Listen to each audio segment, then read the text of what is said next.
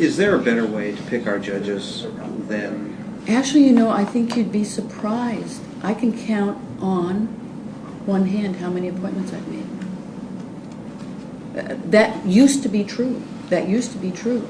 But now what people are doing is finishing their term and allowing people to come in and run for the office. So I've had 2 Division III Court of Appeals, none in the Superior Court. I've had 1 Division II, none in Division I, and 2 Superior Court appointments. That's it.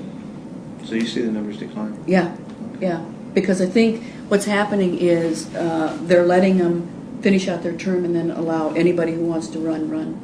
Do you ever, when you appoint someone to a judicial position, does it enter into your conversation as to whether that person, if they're elected to a full term, will serve it out, if they'll be committed to full term rather than resigning midway through? I'll tell you the conversation I had with the candidates, the final candidates. I not only asked, because I'll tell you my long-term strategy here.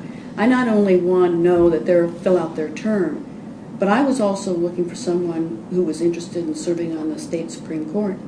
I think the state Supreme Court ought to have some representation from Eastern Washington. So when I make the appointments over here, I'm looking for candidates whom I think would have the ability to run and would have the judicial background ultimately to move on to a higher appointment, and that aren't doing it in the short term, but see this as a long-term commitment if the voting public will accept them to the judiciary. There's no question in my mind, myself being a lawyer, that serving for 1 4-year term, you will not be as good as you will if you have served 2 or 3. I mean, the judicial experience is extremely helpful. There comes a point where you need to leave the bench, but by age, but judicial experience is extremely important, and I would really like to see somebody from Eastern Washington on the state Supreme Court.